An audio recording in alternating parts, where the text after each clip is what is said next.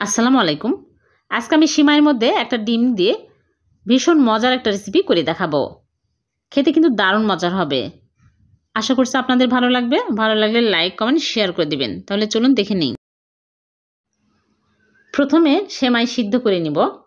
এজন্য চুলায় একটা পাত্রে পরিমাণ মতো পানি দিয়েছি। পানি ভালোভাবে বলক উঠে গেছে। এখন দিয়ে দিচ্ছি সেমাই। এখানে আমি লাল লম্বা সেমাই নিয়েছি 1 প্যাকেটের অর্ধেক। আপনারা যে পরিমাণে বানাবেন সে পরিমাণে নিবেন। এখন আমি নেড়েচেড়ে সিদ্ধ করে নেব। সিদ্ধ করে একদম গলিয়ে ফেলা যাবে না।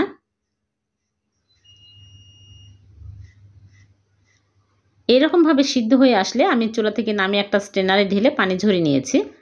এখন একটা বোলের মধ্যে নিয়ে নিচ্ছি। এরকম ঝরঝরা হতে হবে, তাহলে নাস্তাগুলো বেশি ভালো হবে। তারপর এর মধ্যে দিয়ে দিচ্ছি একটা ডিম ভেঙে। এখানে আমি বড় সাইজের ডিম নিয়েছি, আপনারা চাইলে 2টা ডিমও নিতে পারেন। এখন দিয়ে দিচ্ছি স্বাদ মতো লবণ। আর এখানে নিয়েছি চিলি ফ্লেক্স হাফ চামচ, ঝাল বুঝে দিতে হবে। আর দিয়ে দিচ্ছি হলুদের গুঁড়া হাফ চামচ। আর এখানে নিয়েছি জিরার গুঁড়া হাফ চামচ, ধনিয়া গুঁড়া হাফ চামচ, আর দিয়ে দিচ্ছি চাট মশলা হাফ চামচ, গরম মশলার গুঁড়া হাফ চামচ দিয়ে দিলাম। আর এখানে নিয়েছি 2টা কাঁচামরিচ কুচি করে আর পেঁয়াজ কুচি দিয়ে দিচ্ছি হাফ কাপ। আর দিয়ে দিচ্ছি টমেটো একটা কুচি করে। আর এখন আমি দিয়ে দিচ্ছি ময়দা 2 টেবিল চামচ। আর একটা আলু সিদ্ধ করে ম্যাশ করে নিয়েছি, দিয়ে ভালো করে মাখিয়ে নেব। একদম মেখে ভর্তা করা যাবে না, আলতো করে মেখে নিতে হবে।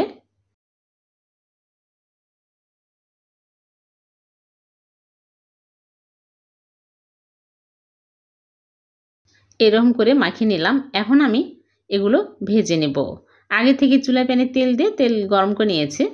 তেল হাই হিটে গরম করে চুলার আঁচ মিডিয়াম আঁচে করে এইরকম করে অল্প অল্প করে নিয়ে আমি চপের মতো করে দিয়ে দিচ্ছি। বড় বড় করে দিয়ে দিচ্ছি। আপনারা চাইলে বড়ার মতো করে দিতে পারেন, ছোট ছোট করে পাকোড়ার মতো করে দিতে পারবেন। সবগুলো দিয়ে আমি এখন উল্টিয়ে পাল্টে ভেজে নেব। এই নাস্তাগুলো খেতে অনেক টেস্টি হয়। সম্পূর্ণ ইউনিক রেসিপি, আপনারা বাড়িতে বানিয়ে দেখবেন। একদিন যদি বানান তাহলে বারবার বানিয়ে খেতে ইচ্ছে করবে, এতটাই মজার হয়। ছোট বড় সবাই অনেক পছন্দ করে এই নাস্তাগুলো, আর খেতে হয় অনেক মজার।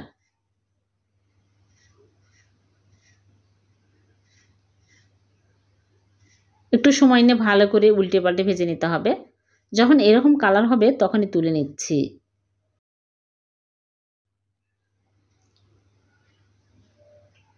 সবগুলো ভেজে তুলে নিয়েছি। আর ভিডিওটি যদি ভালো লেগে থাকে লাইক, কমেন্ট, শেয়ার করে দিবেন। আবারও দেখা হবে নতুন কোনো রেসিপিতে। সে পর্যন্ত ভালো থাকবেন, সুস্থ থাকবেন। আল্লাহ হাফেজ।